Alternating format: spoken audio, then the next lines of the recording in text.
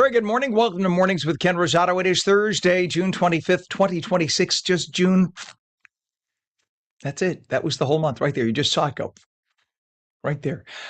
We will take your calls at 888-658-0234, 888-658-0234 to kick things off. Meteorologist Mike Favetta is in now. He has the forecast near you. Mike, yesterday to say it was delicious is unfair to delicious. It is just, it's hard to top.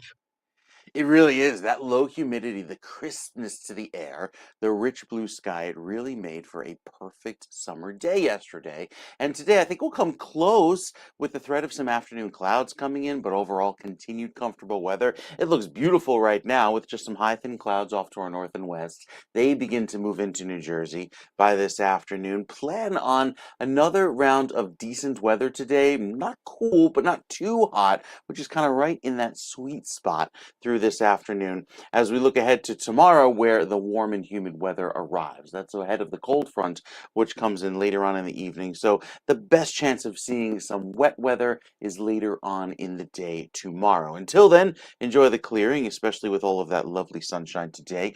Later on in the overnight, tonight into tomorrow, closer to midnight, that's our best chance of seeing some wet weather roll through. And then it's kind of cloudy tomorrow across the northern half of New Jersey. Usually that happens with a warm front. Some breaks of sun down south, but even you tap into the wet weather, and that will continue into what looks to be a pretty wet Saturday with some on and off showers throughout the day as that warm front moves on by. Then we head into Sunday and we start to see some clearing by the second half of the weekend. We'll detail more about that coming up with another check of your forecast, Ken, in a few minutes. All right, sir, we appreciate it. It is 57 degrees. Nice, comfortable start to the day now at 7:02 Eastern, 4:02 West Coast time. 57 Northern New Jersey, 60 in Trenton. In Los Angeles right now, it is 61 degrees, 63 degrees in San Diego. We look at some traffic that we have and just a few incidents, not a lot, but nonetheless enough to cause headaches. We have a tractor-trailer fire on the Turnpike, and that is right now in a roadway northbound, north of Interchange 12. That is in Carteret. All lanes are blocked, traffic getting by on the left shoulder, so that's going to cause some problems. Another issue, and this is a crash on the New Jersey Turnpike in a roadway southbound, north of Interchange 12, Carteret, Rahway. So it's the other side. I think that's just rubbernecking from the first incident.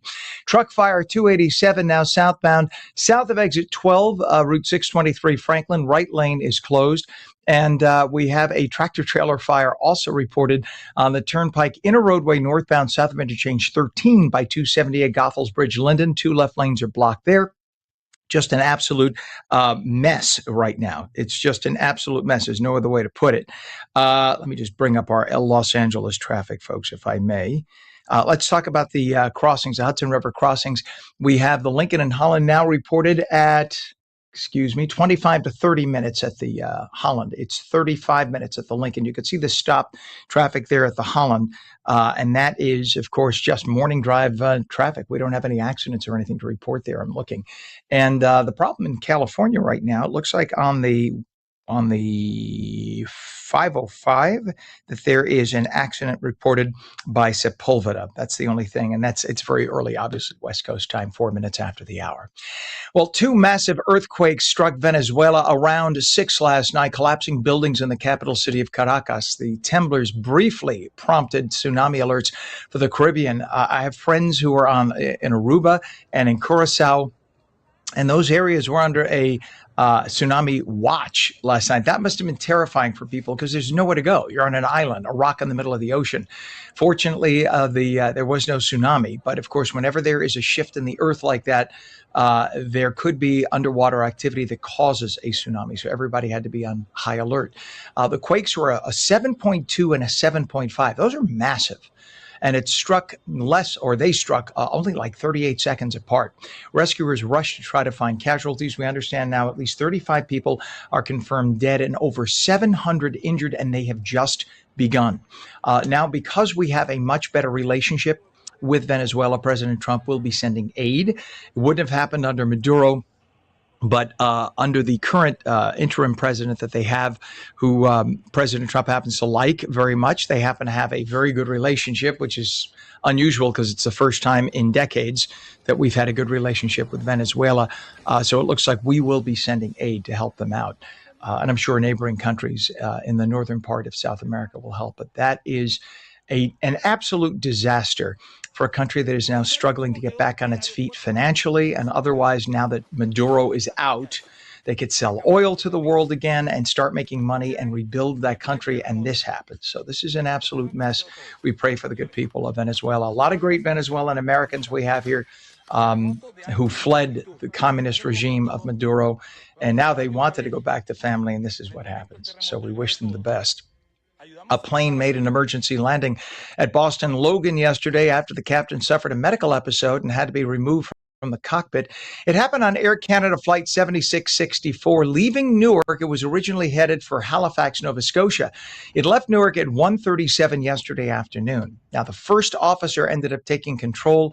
He was able to safely land the prop plane just past 2 p.m. The plane made it, by the way, from Newark to Boston in 25 minutes. So, we think of a drive to Boston being 5 or 6 hours of flight. Imagine that. It would have only been, it was 25 minutes before they landed. Nonetheless, thankfully, they were able to land safely with just one pilot. The captain was met on the tarmac with an ambulance. We don't know the condition of the captain at this point, but we know that the captain was alive when they landed. All 61 passengers aboard the plane were fine. Air Canada worked to get them all new flights to Halifax. 6 minutes past the hour, the Trump administration has now authorized federal firefighters to wear N95 respirators while fighting wildfires. The policy reverses decades of restrictions by the Forest Service. It was that they didn't want you to have any kind of apparatus like that on your face because the mask itself could catch fire. Also, it made it difficult to inhale.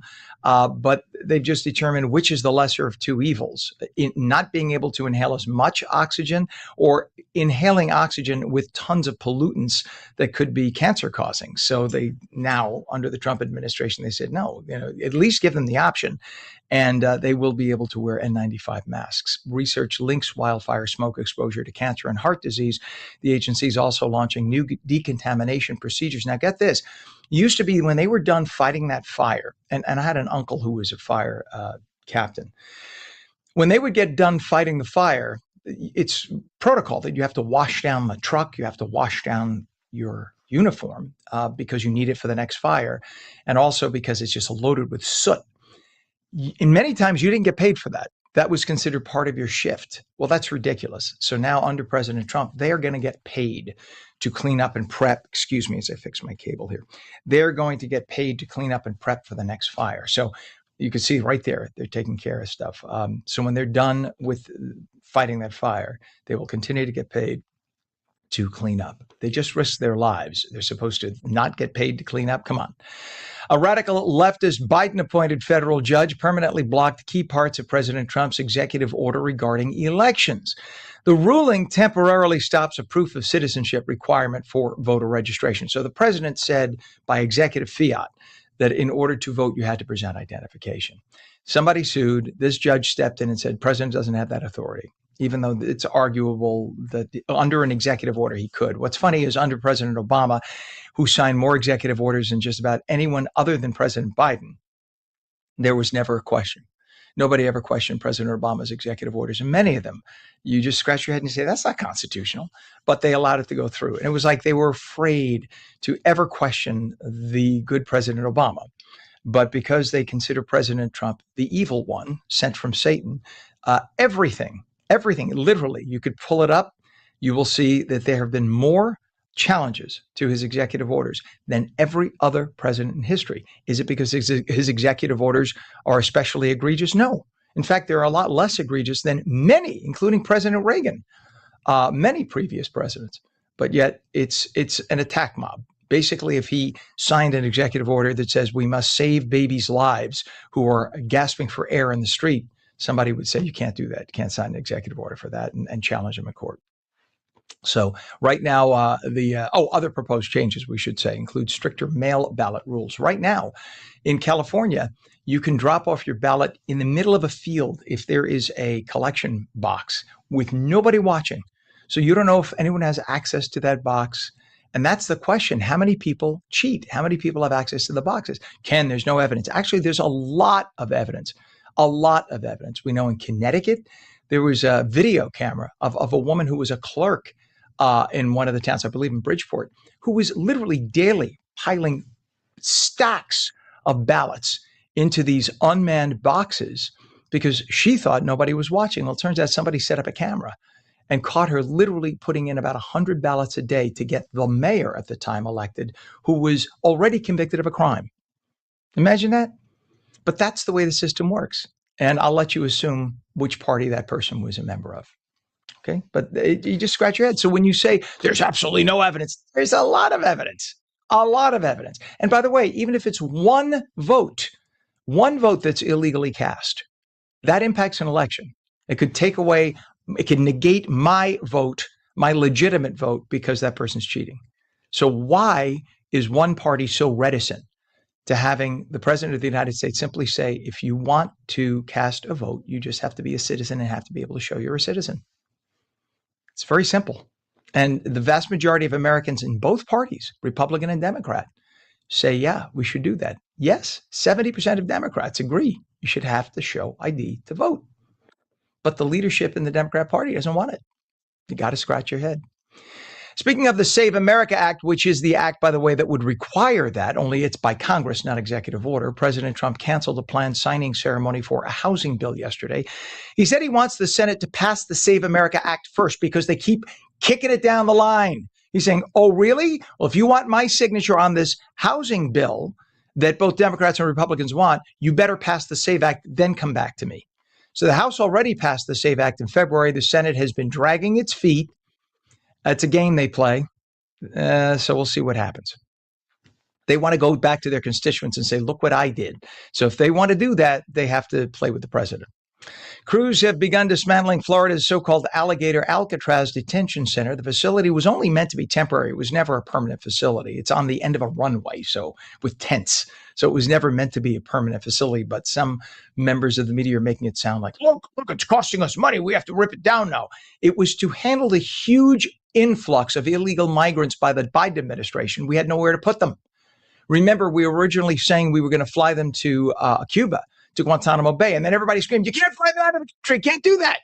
So he said, okay, we'll keep them in the country. We're going to put them in a friggin' tent at the end of a runway, surrounded by water with alligators. How about that? So they did that until this is hurricane season. So they can't leave tents up in hurricane season because they'll get washed away.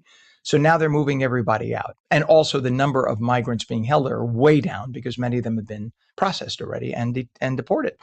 But the way it's being reported in mainstream media makes you scratch your head. It's being reported like a judge fought this and fought. No. It was never, ever intended to be up more than a year or so. And it was up as it is about a year and a half. So it's now gone. There you go. Camp Mystic filed for Chapter 11 bankruptcy nearly a year after Texas floods killed people. The floods killed 25 innocent campers, 2 counselors, and the camp's director. Court filings estimate debts between $10 and $50 million. Investigators criticized the camp's emergency planning and evacuation procedures. Families of the victims have filed lawsuits seeking damages. The bankruptcy filing temporarily pauses those legal claims. Bill Gates testified before Congress about his knowledge of Jeffrey Epstein, his relationship with him. He said Epstein knew about several of his extramarital affairs. Gates believes that Epstein tried using that information to pressure him. He denied being blackmailed or paying Epstein money, though. Their discussions focused mainly on philanthropy and fundraising ideas, he says. Gates called his association with Epstein a serious mistake. And a woman filmed taking a Knicks-themed trash can. She is, by the way, a woman who's the head of a DEI department. That right there is a professional woman in charge of DEI at a major institution. And on camera, she steals a Knicks trash can and dumps the garbage all over the place. So that is theft, allegedly, and pollution.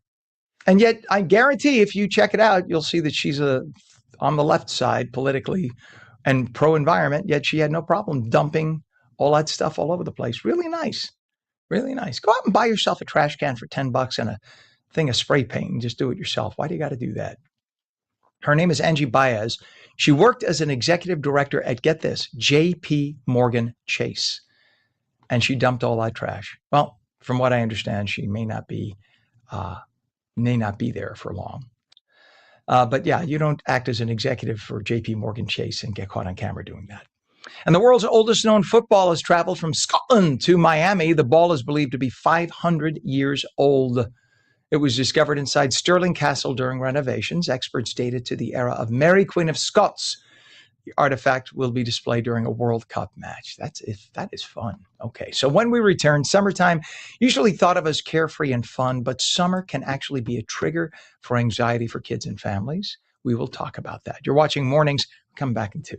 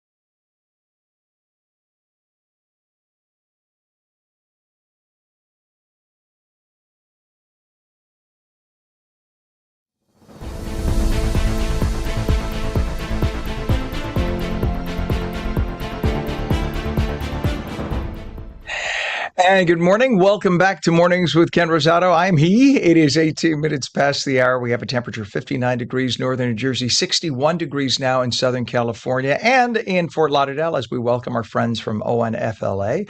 It is 78 degrees but sticky. Welcome back. It is good to have you all here. If you'd like to give a call, we will take your calls at 888-658-0234. Meteorologist Mike Favetta has the forecast near you. Good morning, sir. Good morning, Ken. Yeah, humidity is on the rise today. You'll start to feel that.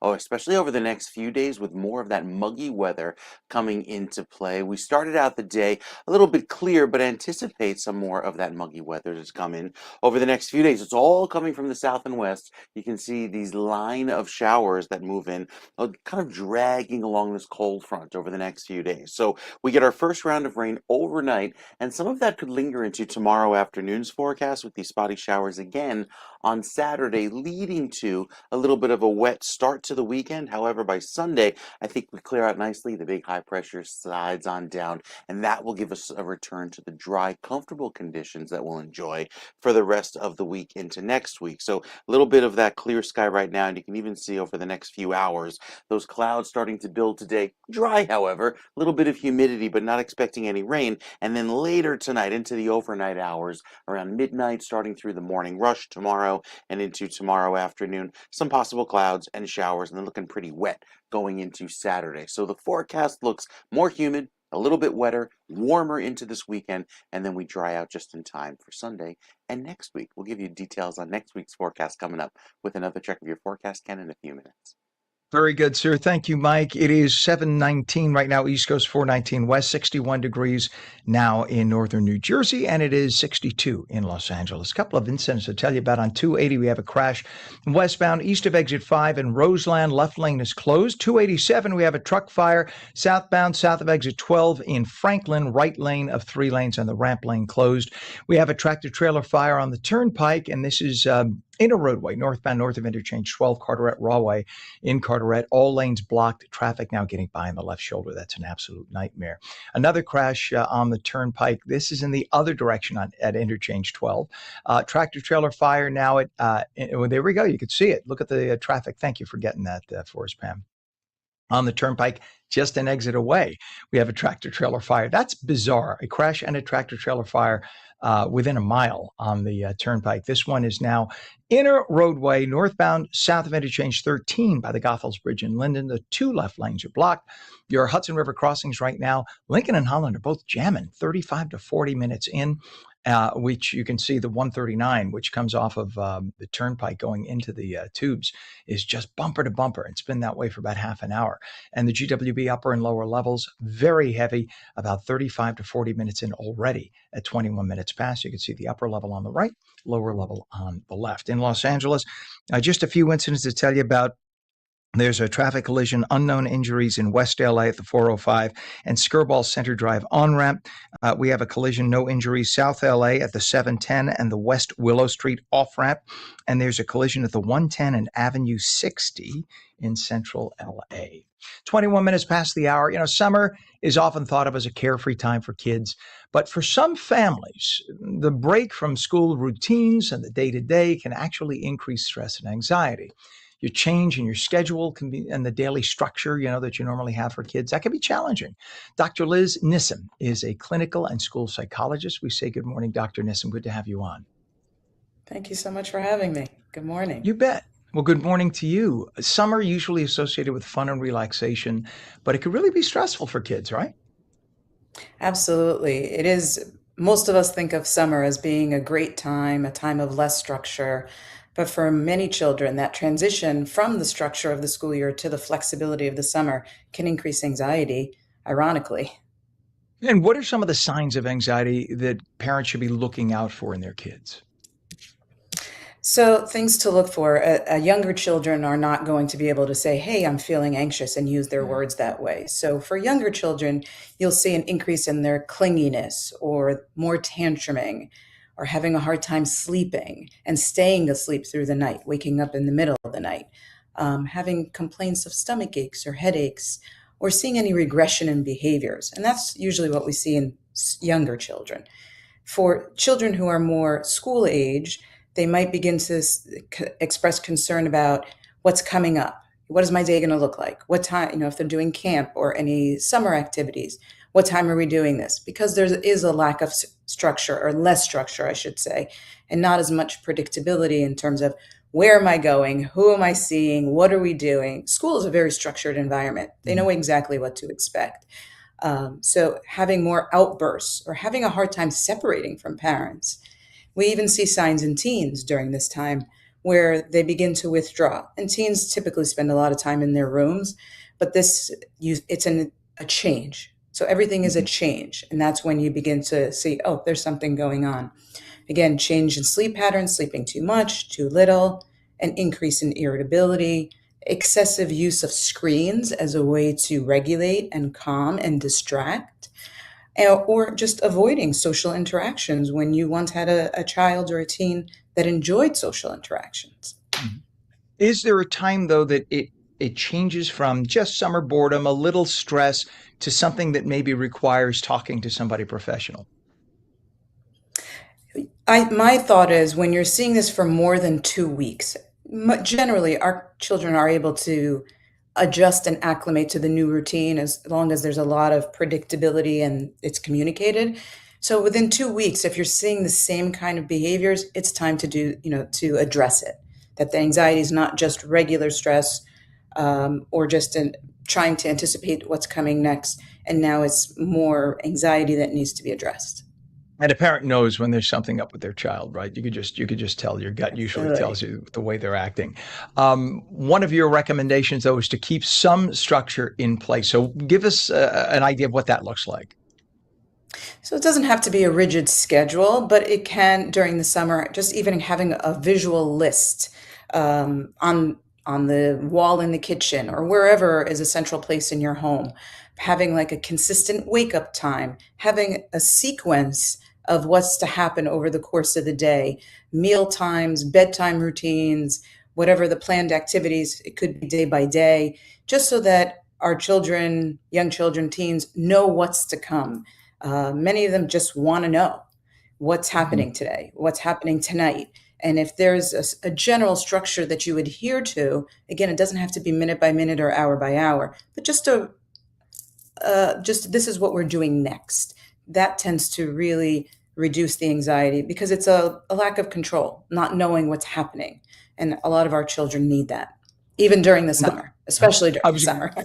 Yeah, exactly, right, because of the change. Doctor, summer, of course, often comes with camps and vacations and other changes. I remember, I'm just thinking back to when I was a kid, I was in the Scouts and we were supposed to go camping. I had never been camping. So I was terrified, terrified. I had no idea. I thought about wild animals. And one of the things that concerned me, they said, one of my fellow Scouts said, "Oh, and you poop in the woods." Excuse me for being so frank. And I didn't know what to do. I was like, "You poop in the woods. How do you do?" And it's the type thing that really freaked me out. And I was having panic attacks to the point that I said, I don't want to go. So what do you Yeah. do to calm kids and reassure them and let them know that this is fun and this is not, it's new, but it's also going to be a great time? How do you encourage them to enjoy rather than stress out? So I'm a big fan of expose them to what's coming, right? So new school year, go to the school parade ground. New camp, go to the site if you can.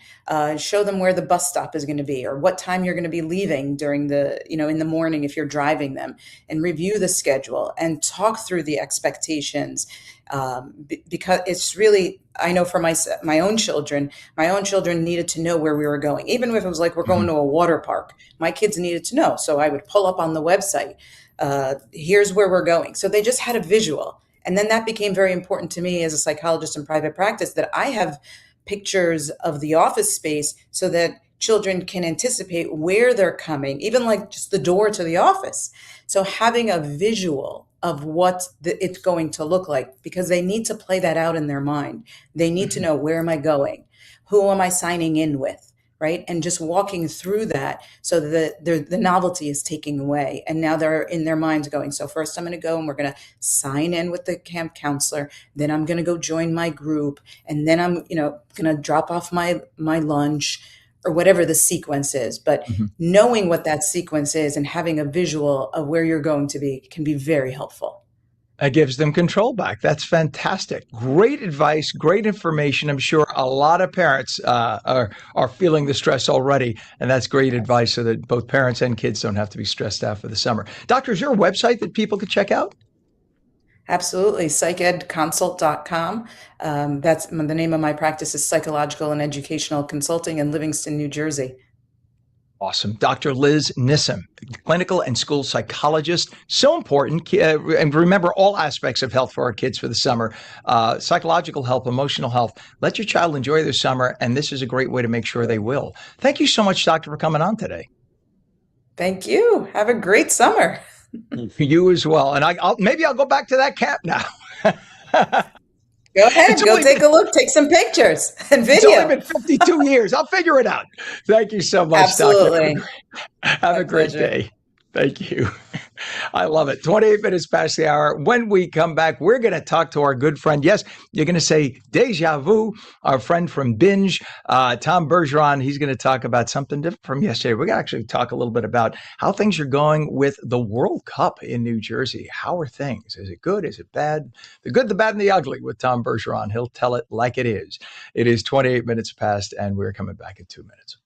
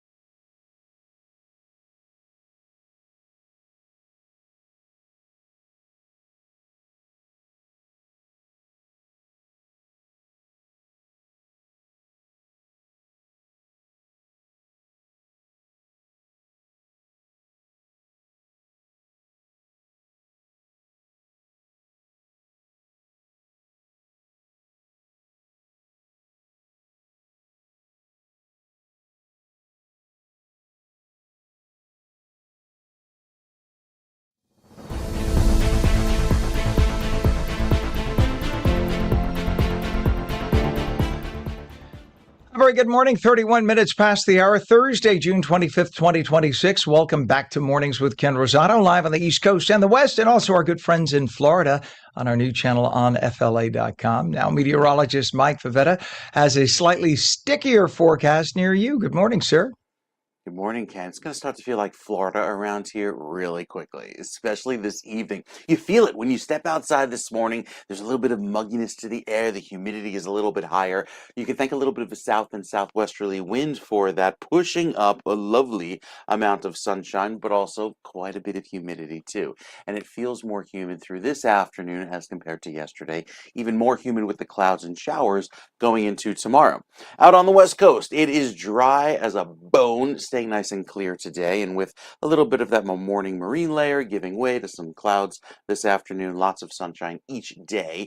Obviously, that's in the afternoon. Once that marine layer lifts, you can even see it there in the Central Valley too, with those clouds giving way to the afternoon sun. Dry weather, no chance of rain, so it stays very pleasant out west, and even the satellite picture agrees with that clear sky lasting into this weekend. All right, back to the East Coast. We stay humid over the next couple of days, and even beyond into next week, heading into the holiday week. Can't believe it. 4th of July is just next weekend. Look at the clouds that take over for this Saturday, clearing by Sunday. We get a lovely round of dry weather going into Monday and Tuesday, and that should set the stage for a little bit of a warm-up next week, bringing our highs slightly above average, but also keeping us rather pleasant without the threat of, serious steady rains. With that, we have the warm weather today, a little bit of shower activity tonight, more clouds on the way for tomorrow. And then even though Saturday looks a little wet, I think we clear things up by Sunday as that high pressure slides down and makes a beautiful finish to the weekend. Lovely weather on the way for next week. Even warmer than average conditions for the first week of July. We'll tell you more about that coming up with your next weather update, Ken, in just a few minutes. All right, sir. Thank you very, very much. It is 33 minutes past. We have a temp of, what do we got? 60 degrees northern New Jersey, 61 in Trenton, and we have 63 in Los Angeles, 62 degrees now in San Diego as we check our traffic and a lot of it. Let's go over to the New Jersey Turnpike. We have a crash and a tractor-trailer fire on the Turnpike inner roadway northbound, north of Interchange 12, which is in, wow, look at that mess. Look at that mess. And that is Carteret Rawway in Carteret. All lanes blocked, traffic now getting by on the left shoulder. That's going to be an absolute mess right now. And that is, again, that's the, let's see, I want to clarify something because that's the inner roadway here. And that is northbound. Okay, so northbound, all lanes are getting by on the left shoulder. Southbound, we have tons of traffic now as a result.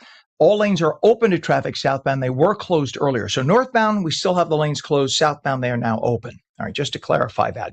We have a truck fire now reported 287 southbound south of exit 12, which is in Franklin. The right lane and ramp lane are both closed. On 280, we have a crash westbound east of exit 5 in Roseland.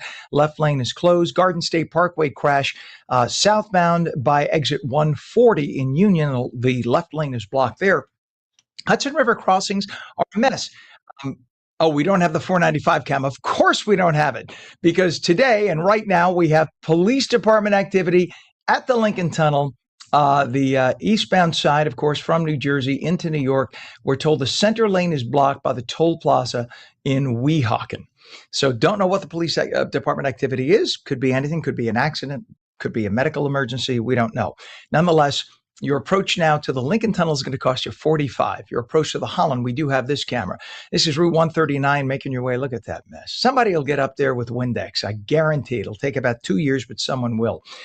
You have about 35 to 40, we're told, in by the Holland Tunnel. That's the approach from 78 on Route 139.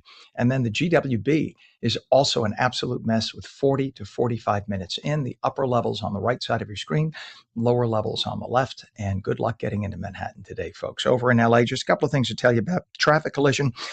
No reported injuries, though. Santa Fe Springs on the 605 at the 105.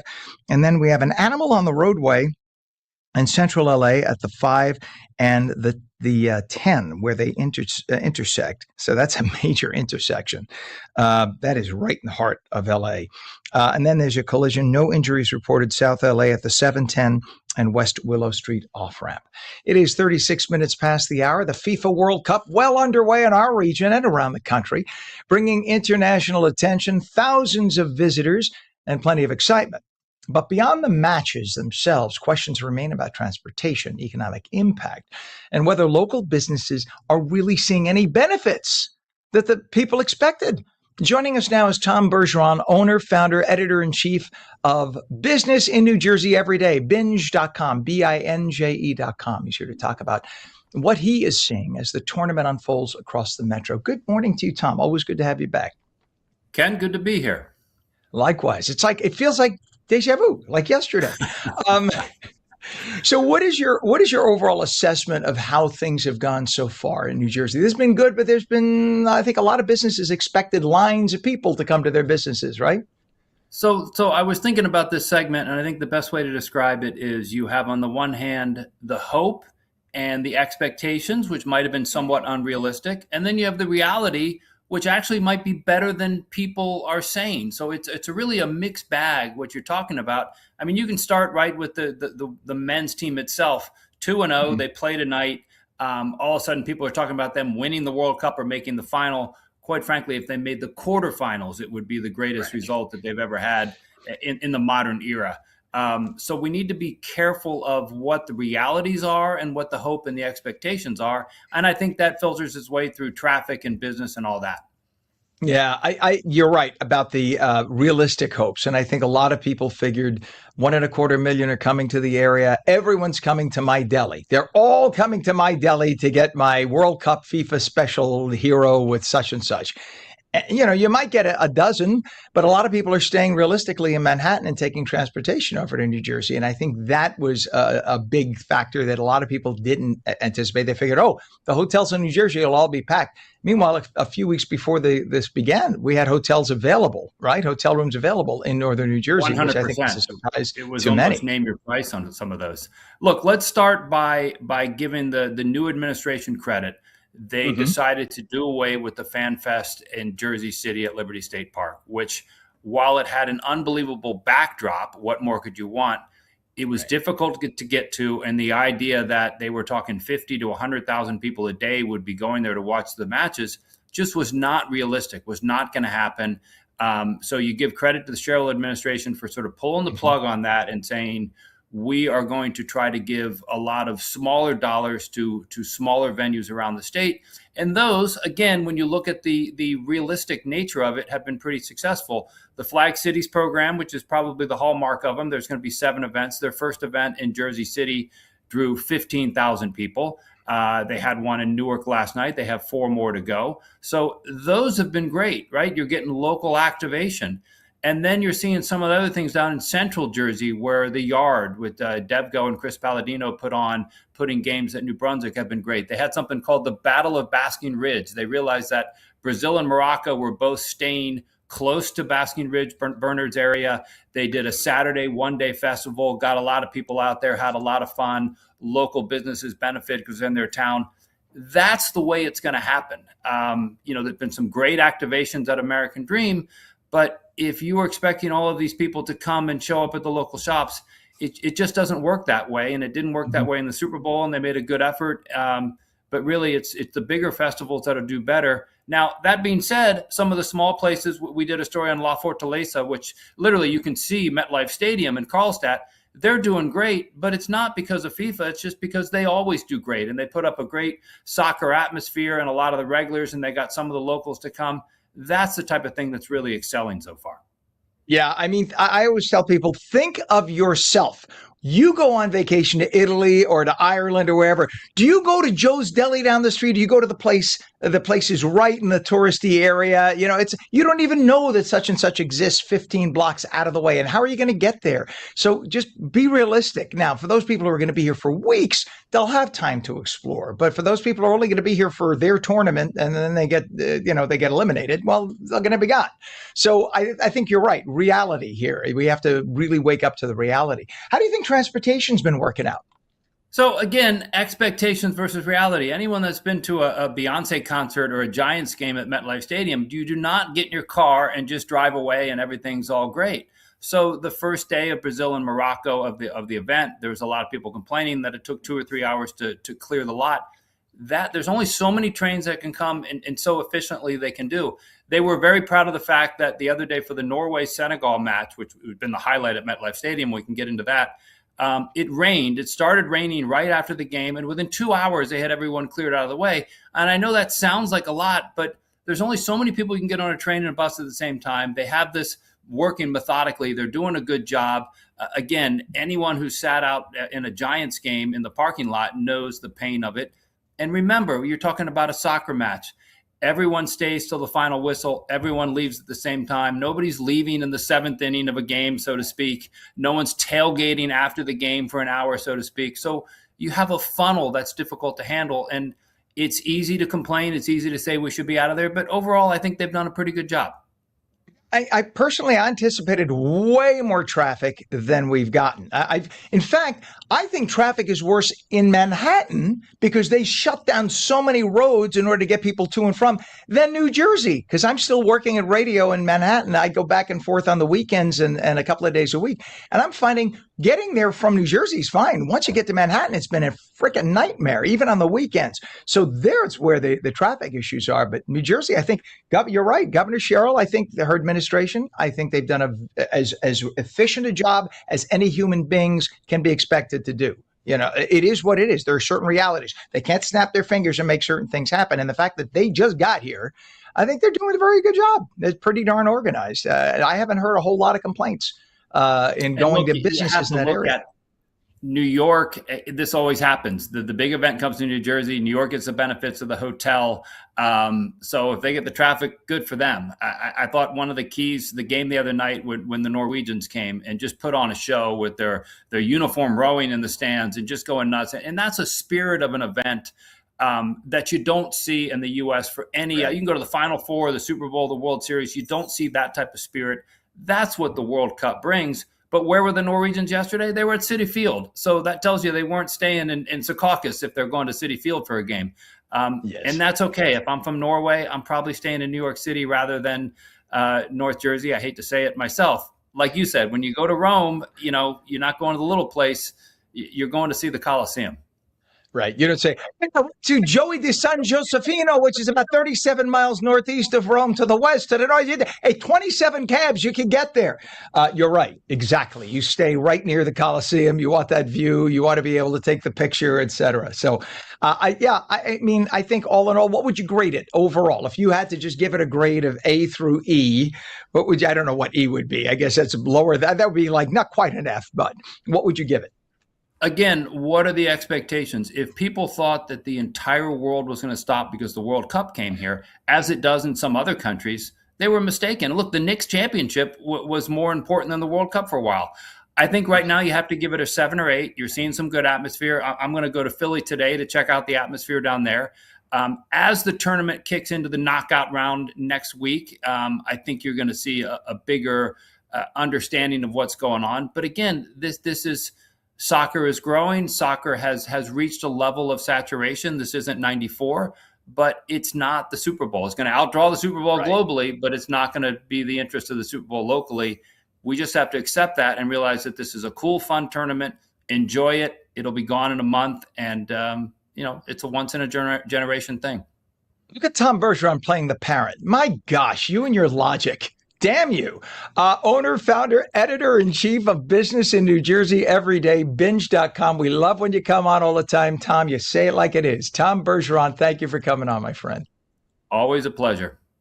Likewise. All right, 45 minutes past the hour. When we come back, New York takes a deep dive toward democratic socialism. Yes, the DS.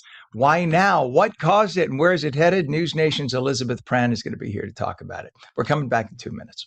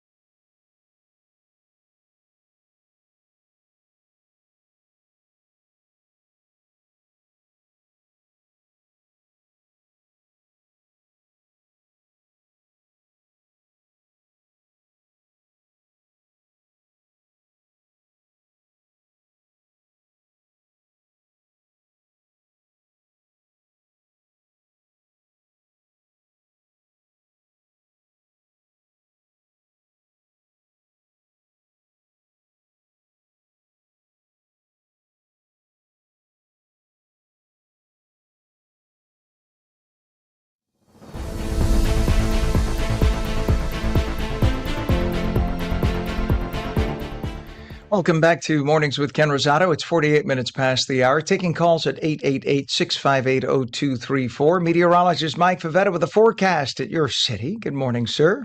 Good morning, Ken. A little bit of sunshine today, but a lot of humidity on the way back for tomorrow. So we'll enjoy our last full day of sun with dry conditions through this afternoon. And then you see this warm front that comes in, moves over New Jersey, brings in the threat of some rain later tonight. We get some thunderstorms around after midnight. And some of those showers linger throughout the day tomorrow as it becomes very warm and very humid. So it'll be a day where you'll have extra clouds and might have to run around some of the storms through the afternoon. Not expected to be severe because it's not along a cold front. There's enough wet weather to at least provide some showers for the end of the day tomorrow. And some of that rain even lingers into Saturday. Now, Sunday looks very dry. We're back to the clear sky. High pressure moves in, and that clears the way for a beautiful start to next week. It's also going to be warmer next week, too. Even through next weekend for Independence Day and the holiday, you have all of this warm air that shifts eastward, delivering a pretty round of hot weather that takes over through the rest of next week. And beyond that, the drought significantly improved with all of the rain that's happening down across the southeast, so not as severe or extreme of a drought there. However, we still have our dry weather that's been, well, at a rainfall deficit over the last few weeks here in New Jersey. We'll talk more about that. And your 7-day forecast, Ken, it's all coming up in the next hour. All right, thank you so much, sir. Appreciate you. Garden State Parkway, we have issues now. A crash on the GSP southbound in the area of exit 140. I'm going to do this old school because Pam did not have time to do this. So let's show you. This is the way we play the game. Right there, you see that traffic? That is what we're talking about. I wasn't able to give Pam the information on time. But that is right now, that's a problem on the Garden State Parkway southbound. The area of exit 140, very busy interchange. And right now, you're talking about 2 to 3 miles of 10-mile-an-hour traffic. Very, very slow. That's due to a crash. On 280, we have a crash right now, westbound east of exit 5, Roseland, one left lane closed. We also have a truck fire 287 southbound, south of exit 12, Route 623 in Franklin, with the right lane and the ramp lane both closed. Tractor trailer fire closing things down New Jersey Turnpike southbound, and that is interchange 12. That's causing about a 3-mile delay right now. The other side, northbound, is open but rubbernecking, and then your Hudson River crossings are an absolute mess as well. Lincoln and Holland both costing you 35 to 40. The GWB upper and lower levels right now, 45 minutes solid, making your way into Uptown, and that's what you got, upper level on the right, lower on the left. LA only has one little issue at the 405 and Sepulveda, where you have a crash that's off to the shoulder. It is 51 minutes past the hour. It started with the AOCs of the world. The Democrat Party started to lean more and more to the left. Then the squad arose. That's all the members around AOC gathered together as the most left-wing members of Congress for a couple of years, right? Then along came Zohran Mamdani. He was elected mayor of New York by a landslide. And since then, with just one exception, anybody who has run as a Democratic Socialist in New York has beat out traditional Democrats, which if you asked 10 years ago, 5 years ago, people would have scratched their heads and said, no way. So why now? Where'd they come from? What does that mean for the Democrat Party? Is it morphing into the Democratic Socialist Party, or will the Democrats cease to exist like the Whigs? So let's bring in our dear friend, News Nation's Elizabeth Pran, a journalist, mom, wife, good friend, host of the Raising America podcast. Elizabeth is seen every week at this time here on Mornings. We say good morning to you. Boy, Ken, how much time do you have? How much time I got do you 20 have minutes, 30. Go ahead. Where do we begin with the hysteria this week? And I say hysteria not alluding to either side, simply the reaction, right? And I've gone down a rabbit hole for days, whether it's pronouncing a candidate's name right or wrong. The bottom line is they wipe the floor, right? With Democratic establishment candidates. So one of the biggest questions that I have for you is this a pendulum swing? Is it a reaction? Is it a flash in the pan, or is it an institutional shift? Because you see the rise of the Bernie Sanders and the AOCs. But this really made a statement when you look at what happened in New York. This is the strongest example, and yes, you can call it the Mamdani effect, where he's been affiliated with the DSA and he has really supported these candidates. So if you break down each one, if you look at, for example, Brad Lander and Daralisa Avilia Chavalet, which, by the way, have you gone down a rabbit hole of how many ways her name is pronounced? I wouldn't. Well, she's part Dominican, part Haitian. So there's the mix of the Latino, and she speaks, I think, both. She's Yeah. dangerous candidate. That's why she won. But I'm sorry, I defer to you. And they didn't just eke by. I mean, these were incumbents. These were establishments. These were folks who had support from, I don't know, Hakeem Jeffries. And then you have a Claire Valdez who we interviewed. That was an open race, right? For an open congressional seat. Yep. We interviewed Antonio Reynoso. Why I thought he was really impressive, just, non-bias here, is that he is a product of the institution. So his mom worked, 2 jobs. He didn't even know that they were struggling. She took advantage of all the government assistance that was available, and now he is a success story. That is a great campaign to run on, right? So when you and I say, okay, is this a pendulum?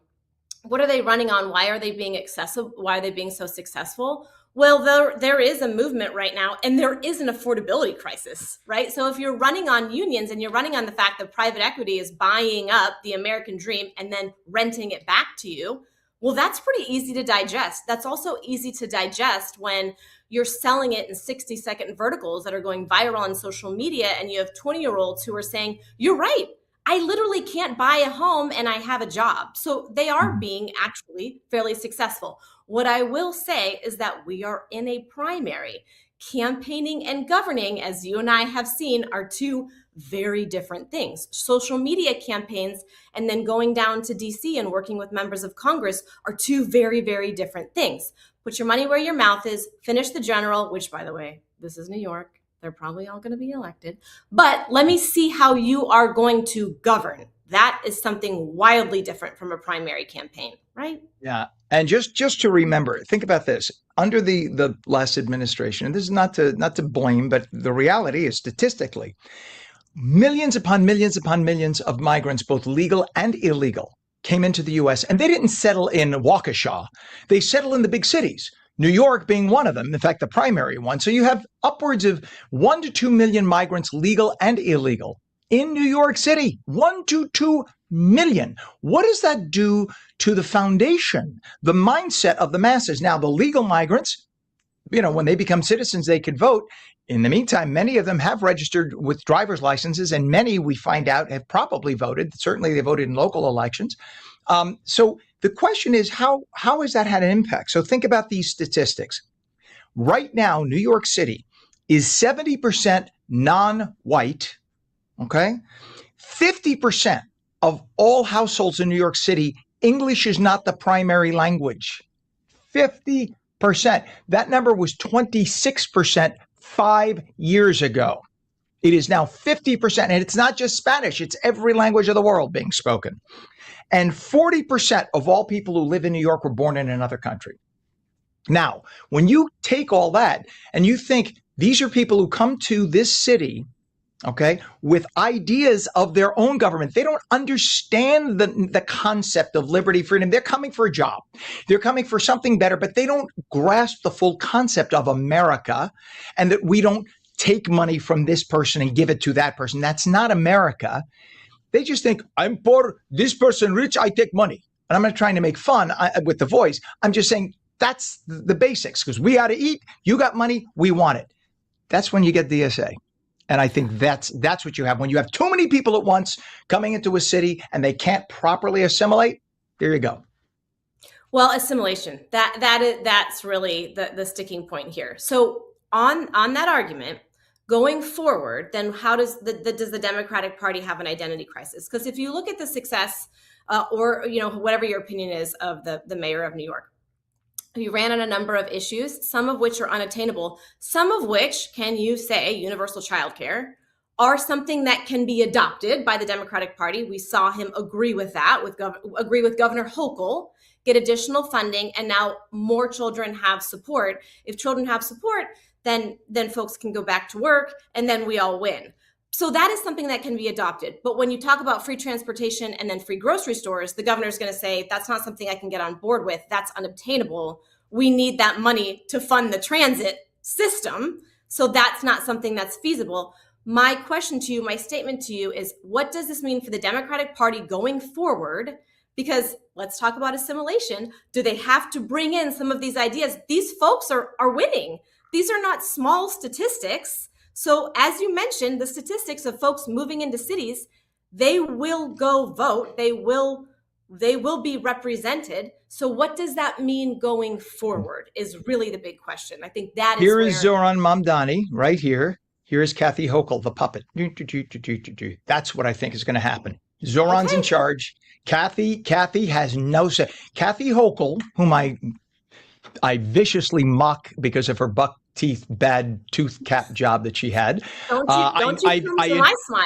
Don't you be coming for my smile. No. Here's the thing. I interviewed her before she was lieutenant governor, and she had, perfectly normal teeth. They were small and they had little spaces. All of a sudden, she becomes lieutenant governor and governor. She has these caps that it looks like make chiclets look tiny. I'm sorry. And she's talking like this. Sorry, I'm being mean because I can be that.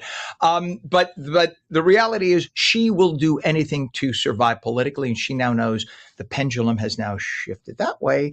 And she must kiss DSA ass if she wants to get reelected. That's that. But that's that's what she's a perfect example, Ken, is that we're talking about the fact that campaigning is a whole lot different from governing.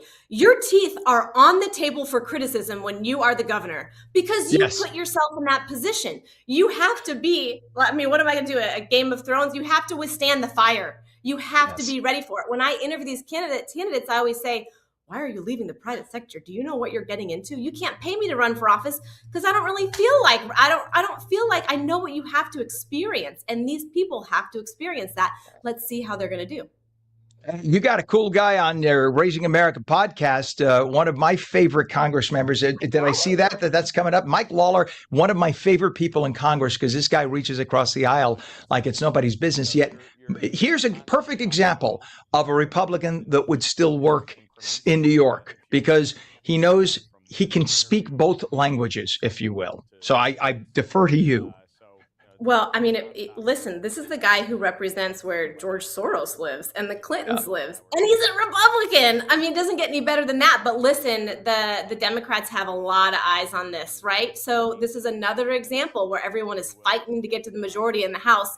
But then if you and I can talk about if there's going to be factions within the Democratic Party and the Republican Party, is anything ever going to get done? Are we going to have the same conversation every year? You and I are going to be talking about this.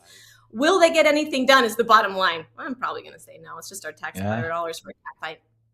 But it gives us something to talk about. All day, everything.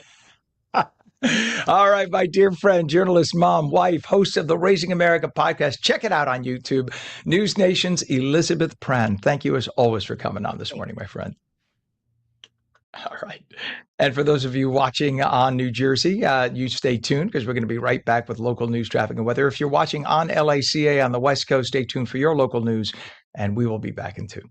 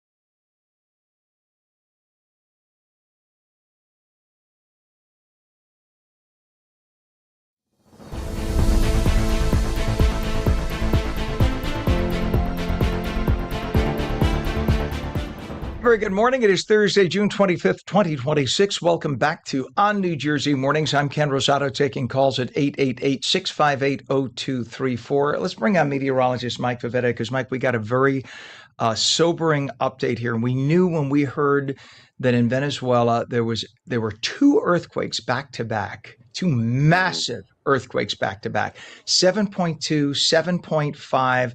Back to back within 37, 38 seconds. So literally when the rumbling stopped, people caught their breath, and then it started again. Talk about being in the ninth depth of hell. We now know, and we knew this was going to happen. It happened just before sunset, and you knew that it was going to be sunrise before a lot more of the damage was discovered. We now understand that at least 164 are dead, 971 are hurt. And that's going to go up all day. And these people are struggling now that Maduro's out. I don't want to get political, but they're struggling to get back on their feet under the interim president, Delcy Rodriguez, who's doing an amazing job getting the country back in shape. These people are they saw the light of day, and then this has to happen to them, which is awful. So now the United States, Secretary of State Rubio just spoke. The United States is sending massive amounts of aid to them. This is where you put all the politics aside and just help your fellow human beings out and see whatever you can do. So the problem is the airport in Caracas is damaged. The runway's cracked. So you can't land in Caracas. They're going to have to land in the area airports around. And we have the massive C4s that we want to send there. So that's going to be tough. We'll figure it out as we always do. But just prayers, anyone who has family in Caracas, and we have a lot of Venezuelans in our area, tons, thousands upon thousands. Our prayers are with you this morning, and we'll see whatever we can do to help out.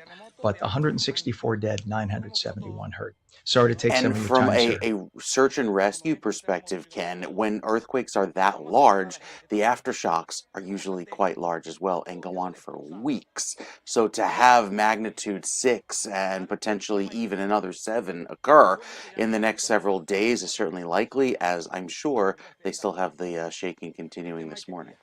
Yeah, I want people to remember that Caracas, before communism came in, Caracas was one of the, if not the wealthiest, I think it was the wealthiest city in South America, and it was like in the top 10 wealthiest cities in the world. People think South America, they think different standards. Caracas was an incredible, there's a skyline that rivals any big American city. It was a beautiful city until you got dictators who came in and took a lot of the money.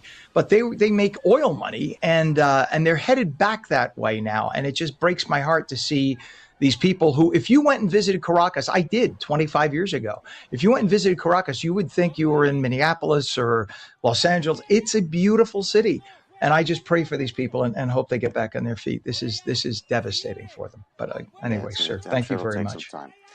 Yeah. You bet. Well, we've got some weather to talk about this morning for New Jersey, because an impressive warm up on the way, with temperatures yesterday that felt summer-like, but not terribly humid. It was one of those perfect summer days, and we're starting that off again this morning with a little bit of humidity working back into the picture, already at 70, which is 2 degrees warmer than this time yesterday in Newark. The dew points, or the temperature where the air is saturated, still rather muggy down the shore, but north and west starting to dry out. That dry weather lasts and ends today, because into tomorrow, with a little bit of a southwesterly breeze, you'll see the futurecast sees highs climb back into the 80s today, but it's with a clear sky and a southwesterly wind. It's the front off to the west that moves in around midnight, providing the rain, and that extra push of humidity really makes it feel muggy throughout the day tomorrow, also giving us some scattered clouds, maybe a few showers as temperatures climb to near 90. So 90, cloudy, and humid. It's looking pretty wet tomorrow as well, with that soggy weather lasting into Saturday.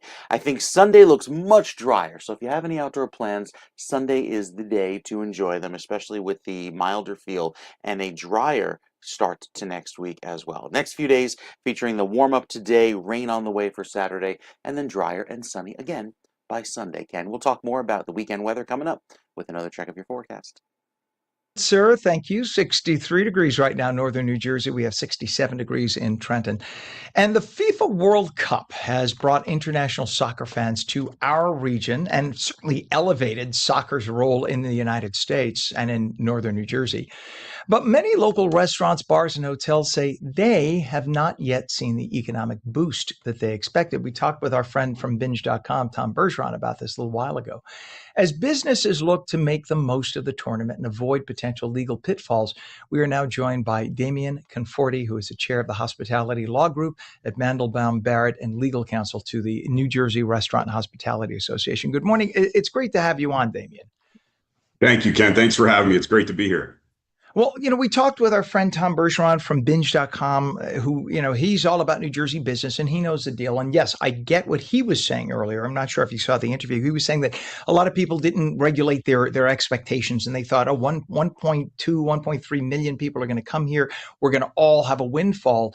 That might have been hoping for the moon. On the flip side, I think that there was money set aside by the state for local businesses. And I know a lot of people saying, where's that money? Where did it go? How did it get spent? So I defer to you, sir. Yeah, well, anytime that an event like this happens, there's increased security costs, there's demands of FIFA. They are very much in control of the flow of revenue to the extent they can in and around the stadium. So that's the justification for some of the price increases to cover the cost of actually hosting the event. But let's talk about what you just referred to. So if we're going to have increased costs and devote additional revenue to that, what are we to expect? And I do agree with you that I think expectations were kind of set very lofty and are not being met. But to be fair and to be careful, we're still in the early stages, right? Mm-hmm. And we have the big game coming up in a few weeks. And so that's where I really think you're going to see, is the juice worth the squeeze here? Are we going to get that influx of revenue where we expect hotel rates to really skyrocket for the weekend of the big final match? And we expect to see maybe some of the fans and patrons that have not gone out and been in local bars and restaurants to do so for things like watch parties. So, Damian, if you were to advise local businesses, we're going to give you a different hat here. If you were to advise local businesses to come up with creative ways to attract fans who may be staying in Manhattan, and we want to get them to come to New Jersey more or whatever, what would you say that local businesses can do?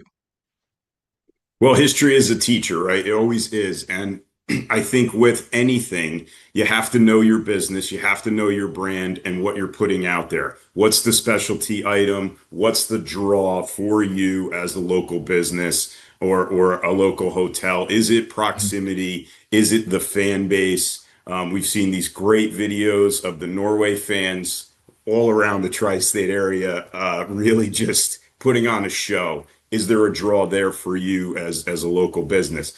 And treating it like any other special event or holiday that might be a draw in your area.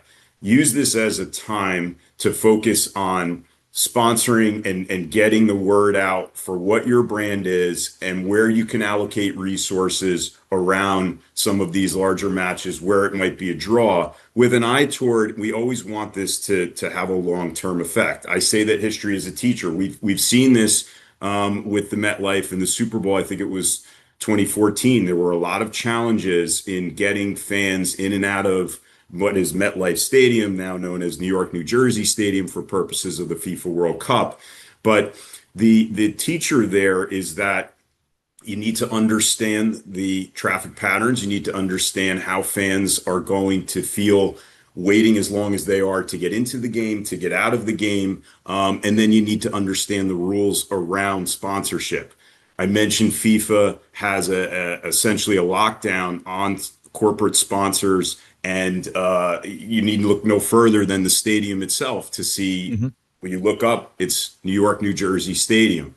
The same applies for how they treat sponsorships. And if you're going to host something like a watch party, you have to be careful about what you can say and what you can advertise if it's not essentially sponsored by FIFA. Right. You can't, just like Super Bowl, you can't call it Super Bowl watch party. It has to be the big game, right? So you're not stepping on the copyright, the copyright name. So, and understandably so. It is a business. FIFA, we get wrapped up in it, but FIFA is a business. That's the reality. You want the pretty uniforms and the money to fly these people all over the world. It's investors and a company. So, what are some, we got about 30 seconds left. What would you say some of the common mistakes that hospitality businesses are making when they try to take advantage? And how does social media, like 30 seconds, that's a lot. How does social media help in this case? Well, managing expectations, number one. As I stated, when do we expect a crowd like the Norway fans to be in the area? Is this going to be a typical Friday night? Do I need to ramp up my raw ingredients and have available extra food? Is the bar going to be packed? That's a difficult thing to assess, and really you have to sort of take it as it goes. I think that social media is a must for any hospitality business. Your brand and how you put out on social media what your brand is critical. Again, not just for the short term and the big match that's coming up and throughout this tournament, but is it something that's going to persist for the long term? That's where you're going to realize the most gain. So zeroing in on that product, that aspect of your business that makes it special. You're getting an introduction to fans from all around the world for the first time. The key is to get them to come back. Maybe not the international fans, but the people who might patronize the business for the first time. How do we get them to come back and remain loyal customers? There you go. Damien, what's a website, I guess, for Mandelbaum Barrett? What's a website for you guys? MB Law Firm. You can put Mandelbaum Barrett into Google, any search engine, and get to us. There is a hospitality landing page on the site as well. So we should be out there and able to be searched. All right. In the meantime, go have fun with FIFA. That's the thing. It's nice to see the energy, and damn, the Norwegians are fun. Who knew? Who knew? We figured there were some communist country or socialist country in Northern Europe, and what the hell? We didn't realize 5 million people, and they're showing us what it is to have a good time. Damien Conforti, chair of the chair of the Hospitality Law Group at Mandelbaum Barrett, legal counsel to the New Jersey Restaurant and Hospitality Association. Damien, thank you so much for coming on today. Thank you, Ken. You bet. All right. When we come back, a caring mentor can make a lasting difference in a young person's life. But new research suggests the impact goes far beyond confidence and support. We're back in 2 minutes.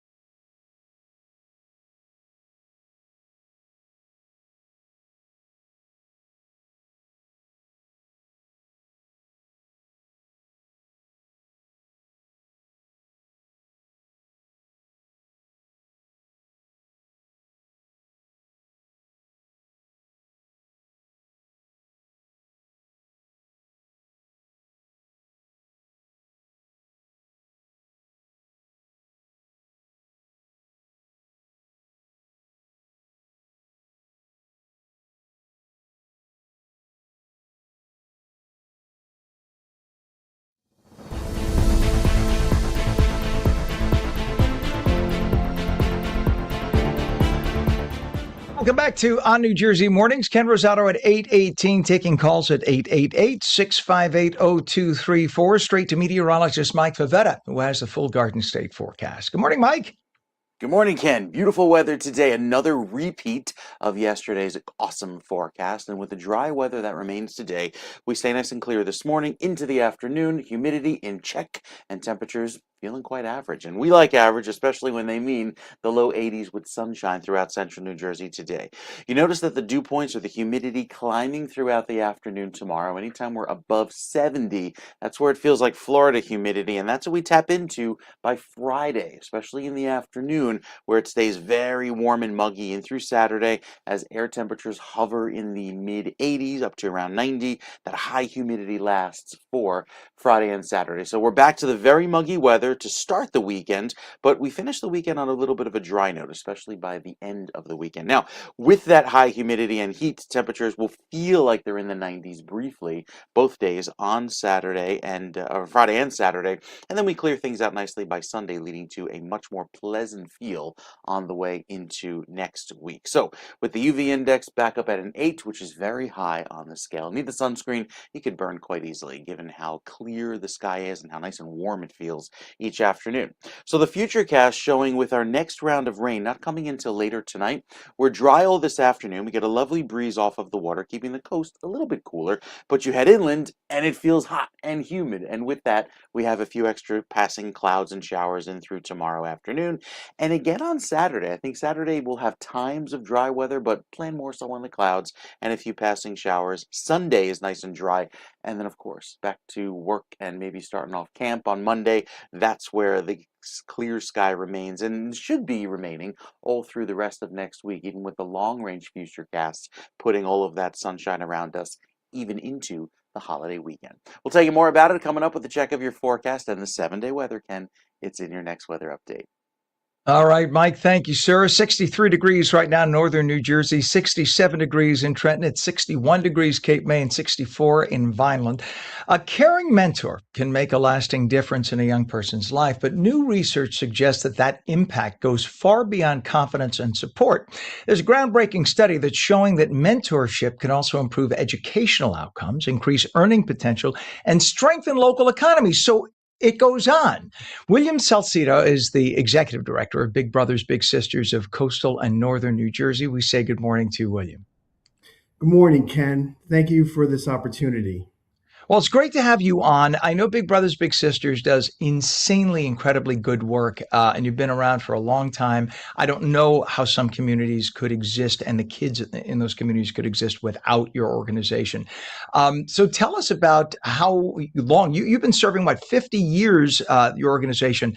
What makes mentorship so powerful? Well, we've been creating and supporting one-to-one relationships for over 50 years, Ken. Today, we serve 10 counties, impact over 2,100 youth through our evidence-based mentoring programs.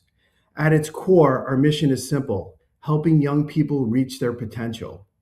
And this research shows that it goes beyond just changing individual lives. It strengthens families, builds stronger communities, and creates long-term economic impact.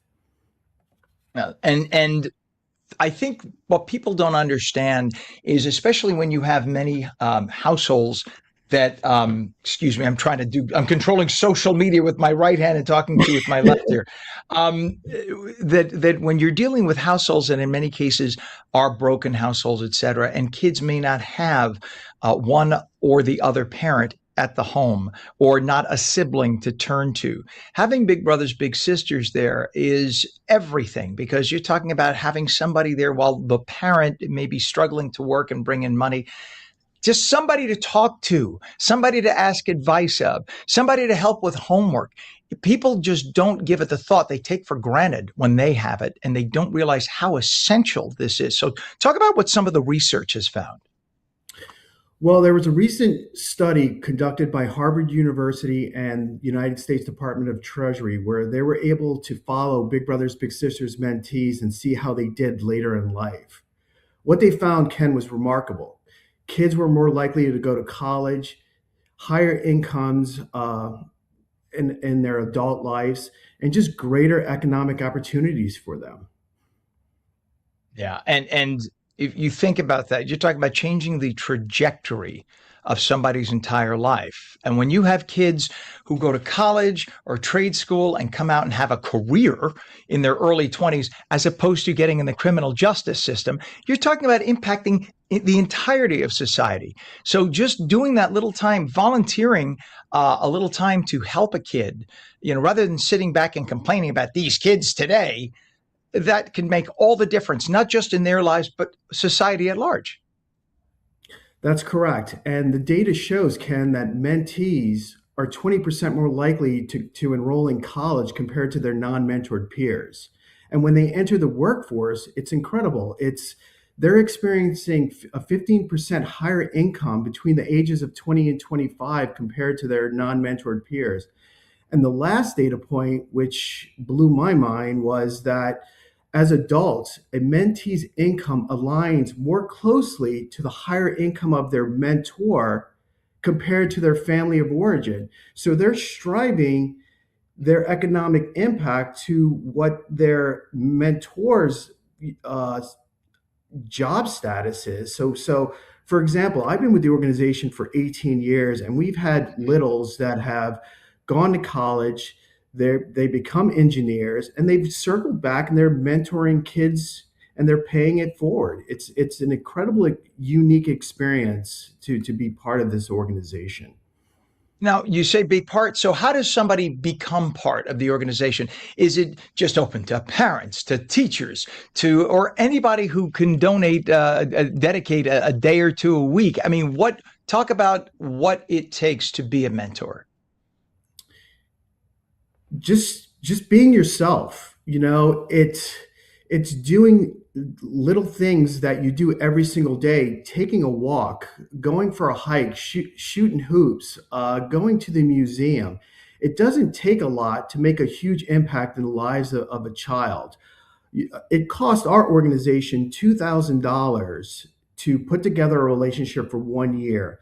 And that is the screening, the training, the case management, and the outcomes for these kids. And it's the long-term success that we see in terms of helping them build resiliency, helping them overcome risky behaviors and avoiding it. And last is just educational success, Ken. It's helping these kids with post-secondary options, whatever that may look like for them. Is it college? Is it VOTEC? Is it the military service? But just helping these kids for the first time going to college and helping them break the poverty cycle. Yeah, it's certainly not a choice to sit on the street corner and cause mayhem. And that's the thing. When they don't know that there are options available and people who care and people who will help them along the way, then of course they're going to choose the least common denominator. All they need is somebody who looks them in the eye and says, you know what, you're worth it. You have a life, you have a wonderful life you could give, and you're going to be a very successful person. I think so many young people don't have that. You just have to have somebody look you in the eye and say, you're going to be a great success. You're going to be a doctor, a lawyer, a mayor, or whatever. You're going to own a big business. You're going to be the guy I'm going to be coming to for help in a couple of years. So you better get going. And I think some of these people, some of the younger people I've worked with over the years, it's amazing to see 5-10 years what ends up happening to their lives. They just need to know that they're worth it, and people realize that. What's a website for more information, please? It's mentornj.org to learn more about the organization. It only takes a couple of hours a month to really change a child's life. We talk about changing society, and we can do this one child at a time, Ken. That's it. That's it. And God bless you and your organization, Big Brothers, Big Sisters of Coastal and Northern New Jersey. Been around for a lot of years, and there's a reason you've been around for a lot of years, because you do great work. And we thank you so much for coming on this morning. Please come back. William Salcedo, Executive Director. Great to have you here. Thank you, Ken. You bet. All right. Coming up on 8:28, when we come back, some of the biggest diet and nutrition rules we've been taught may actually be working against us. We'll explain.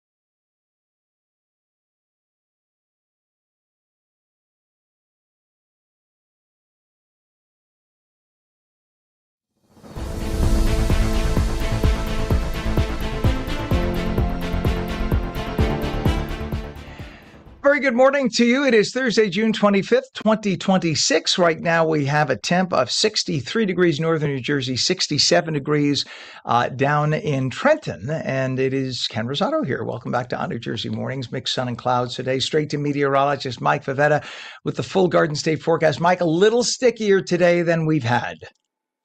Little bit more, yes, but a touch of humidity, like a skosh, if you will, going into this afternoon because yesterday was so pleasantly dry. Even though there's slightly more humidity today, it will still feel rather comfortable with the weather down the shore, thanks to a lovely breeze off of the water, keeping temperatures in check in the low 80s. You have to head inland to enjoy more of those mid to upper 80s, and I think throughout this afternoon, with just a light breeze, looks lovely. The pollen a little bit higher through this afternoon, so even though we're still at the moderate level, still sneezing out there, especially throughout the afternoon with the weeds concentration a little bit higher, even though tree pollen season's pretty much ended. Weeds and ragweeds tend to be the predominant pollen and allergen going into this afternoon. So with the average high of 85 degrees, we make it there today, getting back up into the 80s. Loads of sun today will warm us nicely. Water temperatures have warmed over into the low 70s up at Sandy Hook, but a little further south where there's some upwelling happening down the shore, like in Atlantic City, the temperature dropped a few degrees thanks to that cooler water kind of bubbling up from underneath the warmer layer of water that we've all been enjoying. Through this afternoon, we're dry tomorrow, a little bit more of a chance of rain, especially in the afternoon, but Saturday, I think that's the day that it'll be pretty wet this weekend, clearing by Sunday, nice and dry weather returning for the second half of the weekend. And you can see why here, the futurecast showing that rain moving in with the warm front, have a little bit of the cold front coming in and kind of sliding by to our north.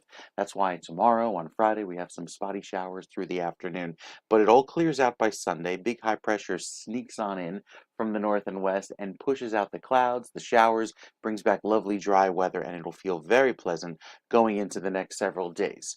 For the 7-day forecast, we're nice and dry to start off the rest of our week, at least for tomorrow, but Saturday has most of the rain. I think Sunday clears out nicely. Notice the warm up in temperatures back into the 80s, and then we make a run for the 90s by the middle of next week. That is with heat and humidity, so you can only imagine how warm it'll be.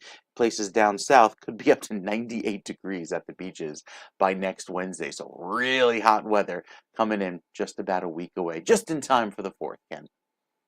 All right, Mike, I'm going to do quick traffic and I'm going to ask you, can you hover by, because we're going to talk a little bit about the earthquake again. We have those latest numbers. So if I can get you back in about a minute or so, right after we do a traffic report, and we'll tap dance through the latest info, if you don't mind. Thank you, sir.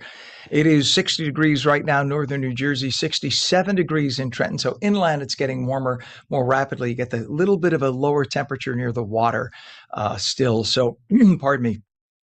It is 60, as I mentioned, northern New Jersey, and we have a temperature of 59 degrees Cape May, again, because of the water, but it's 64 in Vineland as you go in at 8:33. And here's what we have in terms of traffic, a lot of stuff. Let's start on 287. There's a truck fire, 287 southbound, south of exit 12, Route 623, Franklin Township. You can see on the left side of your screen, look at the band of traffic you have headed into that area. The right lane and ramp lane are now closed, and that is all because of this truck fire that started a little over an hour ago, and now the damage is done. It stretches several miles of delays. 287, again, southbound, south of exit 12 in Franklin with the right lane and ramp lane closed. New Jersey Turnpike, we have a crash. It's been going on for about an hour as well. It's on the outer roadway southbound, south of interchange 8A, Route 32, Monroe Township, left shoulder blocked there. We have a crash on the Garden State Parkway southbound, south of exit 143C, Route 124, Irvington. All lanes are open, but just really slow traffic making your way through that area. Another problem on the turnpike, back to the turnpike, there's an overturned vehicle now. Turnpike inner roadway southbound, south of interchange 8A. Okay, that is different from the earlier one. The other one was on the outer roadway. This is on the inner roadway. So interesting by 8A and Monroe. Right lane is blocked on that. We have a crash and a tractor trailer fire on the turnpike inner roadway northbound, north of interchange 12, Carteret Rawway in Carteret. All lanes have been blocked, and everybody's getting by on a shoulder. You could see the flashing lights there. You see everybody getting by on the right shoulder. So all the traffic is stopped there to the left. Just an absolute mess. And that's been going on since the beginning of the broadcast at 7 a.m. We have a crash now on the New Jersey Turnpike inner roadway southbound, north of interchange 12, all lanes open. So on the flip side of the roadway in the opposite direction, that was closed earlier, that's now open, but you have rubbernecking traffic, just an absolute mess. And then if you think, okay, I'll make it to the Lincoln Holland, I'll be okay, not so much. There we go. That was the opposite view of the turnpike. Right now, the approach to the Holland Tunnel is going to cost you 45 minutes in. Lincoln is 40. There was an earlier fire or police activity, rather, at the Lincoln Tunnel. That's been wrapped up, but you still have 40 minutes in. And the GWB upper and lower level, 80 and 95. This is the look at that. They got to zoom in on that. But the upper level is on the right, lower levels on the left. Lower clearly going to save you some time. So take the lower level if you're making your way to the GWB. All in all, about 40 minutes into Manhattan. 8:36 right now is our time, and Mike is going to come back now, and we're going to talk about this earthquake, or this pair of earthquakes that happened. This happened in Venezuela at about dinner time. It was 6 o'clock last night, the height of evening rush. Now, Caracas, Venezuela is millions of people. People, I think we have a very U.S.-centric viewpoint in our minds of, we have these sophisticated cities here with big buildings, and they don't there. Caracas is several million people. The infrastructure is enormous. They have a skyline that rivals many American cities. It's a big, modern city. Used to be one of the wealthiest places in the world because of oil money. Venezuela is one of the most oil-rich countries in all of South America, if not I believe it might be the most oil-rich of all of South America, until the socialists and the communists took over, and Maduro took all that money and took control of all of the oil companies. And so a lot of the people then saw poverty. But up until the 80s, late 80s, people who lived in Caracas, they would get dividends from the country. They would get a check in the mail every year, and they didn't even have to work if they didn't want to, much like they do in Saudi Arabia. You get like a basic government stipend, 20, 30,000 a year. Not a lot to be super wealthy, but every man, woman, and child got that because of oil money. In came Maduro, that ended. I say that only because the infrastructure was not as cared for in the last couple of decades because of that. And now you have this massive earthquake, a 7.2 followed by a 7.5. Let me ask you this, as a person who studies earth science, obviously. Is it uncommon to have two massive earthquakes that close together? No, it's very common, and I'll show you the map here, which shows you the spatial, how close in proximity they were. So behind me, you have all of the earthquakes over the last 24 hours. We'll zoom on in here to South America, and you can even see there were a few rumbles over toward the islands, which is very common in the Caribbean. So north coast of South America, that's where we are, and Caracas is right over here. There were a few earthquakes even just after some aftershocks, I should say, but there's the 7.2 and the 7.5 last evening around 3 p.m. our time, 6 p.m. their time, and then a few more that happened over very close to the city of Caracas, right there along this fault line. So it's a fault that's well known and well documented. All of the faults really are well documented across the globe. This one in the Caribbean, it's the Caribbean plate, which is smashing up against the South American plate, and that's what's causing these along the fault line. So to have two large earthquakes, to answer your question more directly, right along that fault line is quite common, and you can even see already aftershocks occurring in that 4+ range just shortly thereafter, minutes after the initial shock occurred. We'll probably see more in the weeks to come, and that's something that was right along that line where this Caribbean plate is located there along the the South American plate, the northern edge of the South American plate, Ken. We think of the few times we've had a 2.7 in New Jersey. I remember we had that a couple of years ago. I think within the last year, we had a couple of minor ones, and it becomes the headline news here, but there's no damage. It's just, you feel a little vibration. Imagine this. Now, the latest numbers, just so you know, and this was, we just have sunrise happening there. So it's fairly early yet. I'm sure as the day goes on and more rescues or attempted rescues occur, we'll get different numbers. But right now, sadly, 164 people are dead and 971 have been rushed to hospitals injured. Think of those numbers. 164 dead, 971 in a city that has a lesser population than New York. think about what that would mean. Think about New York. Think almost in terms of 9/11 and what 9/11 was for New York in terms of the numbers. You're close to that in terms of ratios. It is terrifying to think of this. And again, as you mentioned earlier, there could be many, many more aftershocks that could cause a lot more damage.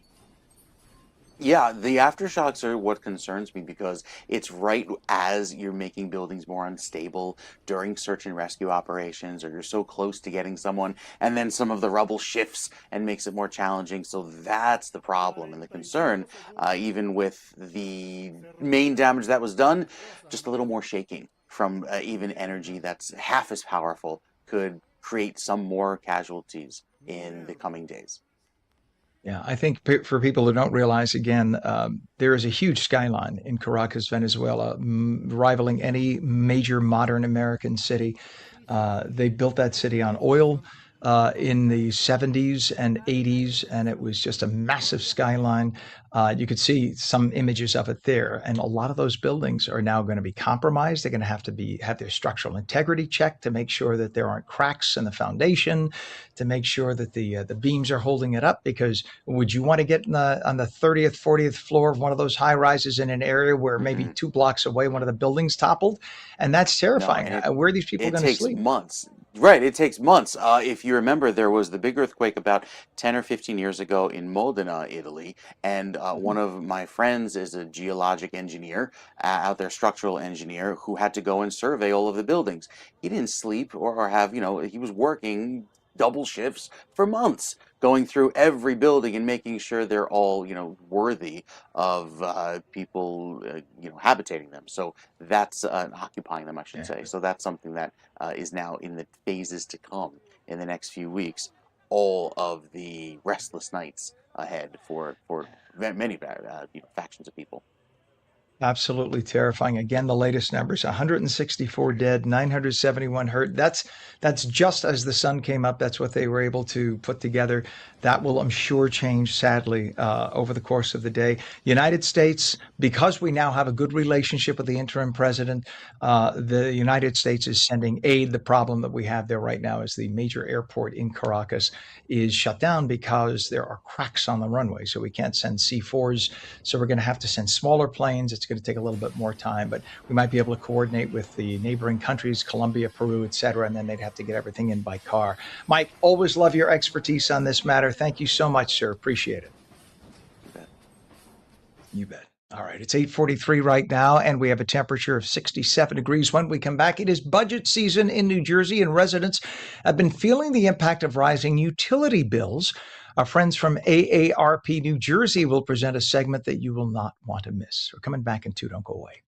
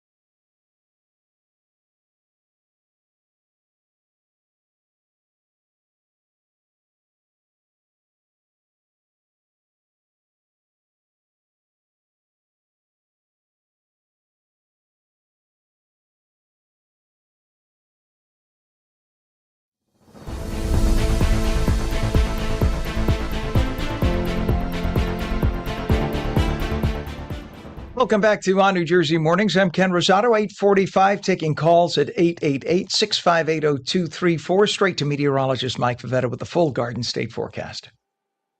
Good morning, Ken. A little bit of rain on the way, but specifically the heavier downpours that arrive later on tonight into tomorrow and could potentially take us into Saturday may put down up to an inch of rain where it's needed most across northern New Jersey. So we've been at a rainfall deficit over the last 30 days, and even beyond that, the drought extending well beyond that. Look at this area here in Flemington, over toward Burlington, or a little north, there in Hunterdon County, a 2 to 4-inch rainfall deficit. So the ground is really dry, and we could certainly use some of that wet weather as that severe drought extends up to northern New Jersey, the extreme drought in red across most of southern New Jersey, where a lot of our produce is grown here in the Garden State. So looking throughout the next few days, the dry weather today comes to an end by tonight. We say goodbye to the sunshine, the 80s, and bring back some rain into the overnight, leading to a pretty wet day tomorrow with mostly cloudy skies and warmer weather into the first week of July. So even beyond the holiday, look at that stretch of hot weather that extends all the way to the east, even out through the Midwest. It'll get very warm around here, and you can see it reflected on the 7-day. Upper 80s by the end of the weekend when the sunshine returns, low and mid 90s. And yeah, the computer's been very persistent about putting triple-digit heat upon us, say sometime this time next week, beginning probably midweek and taking us into Thursday. So some very hot weather on the way. If you remember, this time last year, we also had some very hot weather, which led to some uncomfortable conditions. That will likely be the case again as we kick off July, Ken, with a lot of warm weather. All right, Mike. Thank you very much, sir. Appreciate it. 8:47 is the time. Have a good day, Mike, by the way. Thank you. It is 62 degrees now, northern New Jersey, 67 degrees in Trenton. We have a lot of traffic to tell you about, so let's get right to it. Let's start on the Turnpike. We have a couple of different issues. First, I'm going to mention the overturned vehicle. We don't have a camera shot of this one. This is an overturned vehicle on the Turnpike, inner roadway southbound, south of interchange 8A, which is, that's by Monroe Township. The right lane is blocked there. We have two other things on the Turnpike. I'll get that out of the way first. We have a crash and tractor trailer fire on the Turnpike inner roadway northbound, north of interchange 12 in Carteret. All lanes are blocked and traffic is getting by on the left shoulder. We do have a shot of that, you can see. You could stay on that shot, Pam, because I'm going to tell you about the other side. New Jersey Turnpike inner roadway southbound, north of interchange 12. All lanes are open, but there's rubbernecking. So on the flip side, that was closed earlier, and that is now open, but there's rubbernecking. So on the one side, you have closure only the shoulder allowing you to get through, and that's on the southbound. That's on the northbound side. Southbound side is open, but bumper to bumper. We have problems on 287. There's a truck fire right now southbound, south of exit 12 in Franklin. Right lane and ramp lane are both closed. And then on the Garden State Parkway, we do have this. There is a crash on the GSP southbound, south of exit 143C. So 143C, which is Route 124, Irvington. All lanes are open. I think we have that camera shot, right? This is either the tower shot or the night. There you go. So it's moving. You could see slow. This is about a mile before the incident. That's why you could see the traffic kind of slowing down as it goes toward there. And then your Hudson River crossings have been a mess all morning long. Holland Tunnel is going to cost you about 40 minutes in. That's Route 139 coming off of the Turnpike. The Lincoln Tunnel is 40 to 45 minutes in, and the GWB now has an issue. We have a disabled tractor trailer on the GWB right now. That's on the upper level, and that's causing 2 lanes to be blocked. So look at the mess you have. The tractor trailers all have to take the upper level. That's why you see them off to the right. That's the upper level. Lower's on the left. If you were a car trying to cross, definitely take the lower level into Manhattan. What an absolute mess. All right. Our time now is 8:49, and the following is brought to you by our good friends at AARP New Jersey.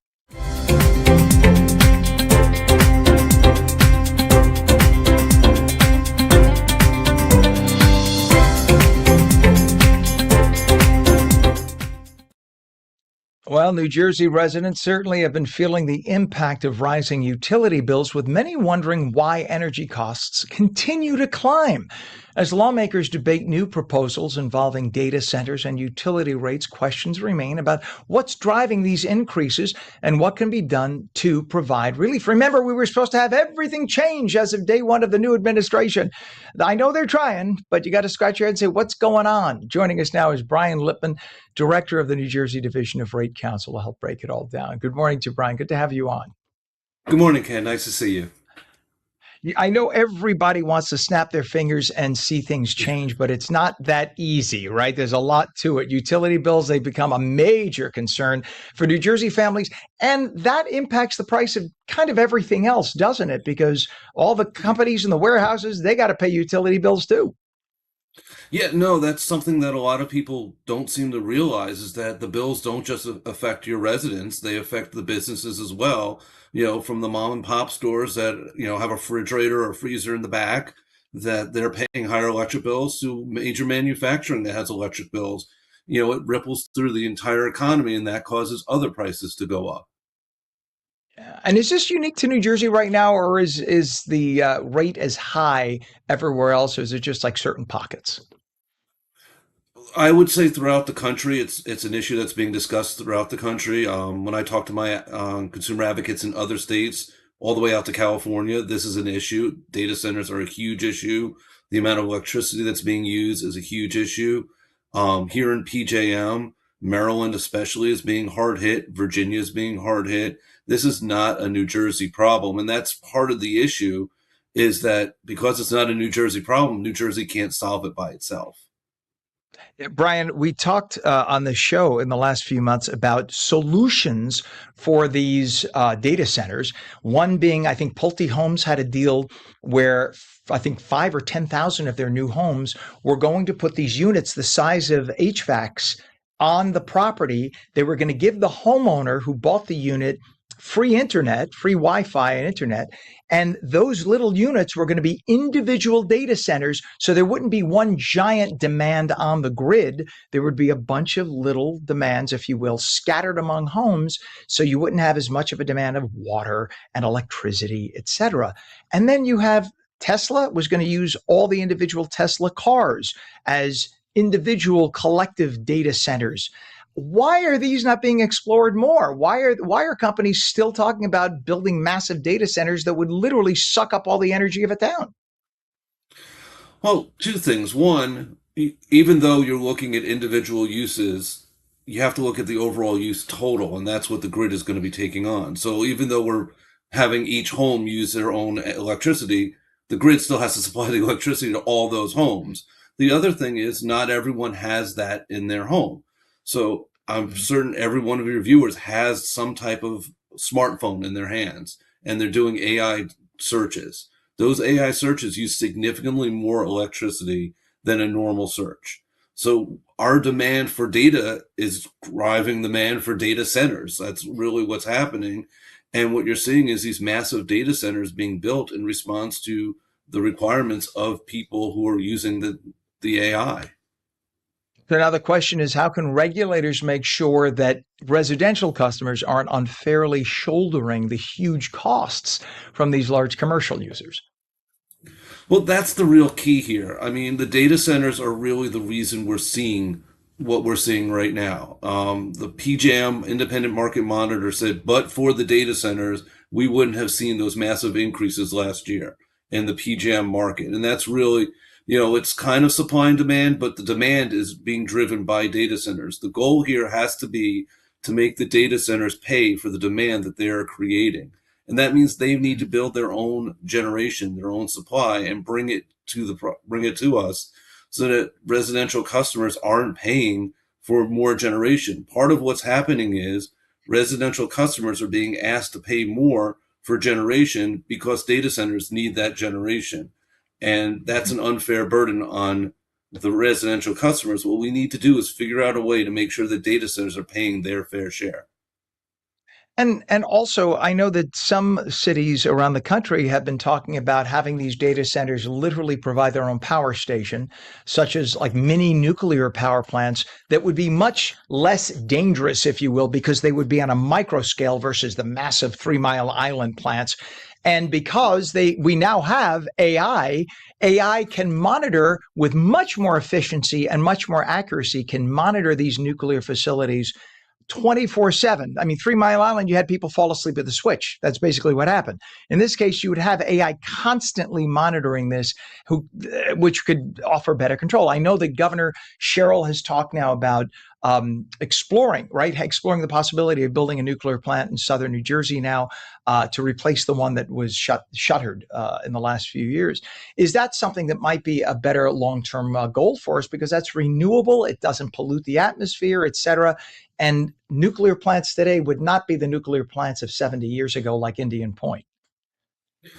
So I think nuclear plays a really important role here. The issue is that nuclear is expensive, and who is going to pay for it? If we put it on ratepayers, then ratepayers are essentially paying for a generation that is needed by the data centers. If we build nuclear and the data centers fund it, I think that is a very good solution. It's not the only solution, but it's a very good solution, because what we're doing is we're having the data centers build a new generation that they need, and they're building clean generation. As far as pollution, there's still the nuclear waste issue that we would have to deal with, but carbon-free energy. But who pays for it and how it's paid for is really important, and that's something that a lot of people aren't thinking about. They're thinking about, we need generation, we need it in New Jersey, and we need a nuke would do it, but it's really important who pays for it. I mean, I remember having lived full time in Miami, they had an issue with parking. And their problem was downtown, like Coral Gables and Miami, there was nowhere to park because you can't build underground because it would flood.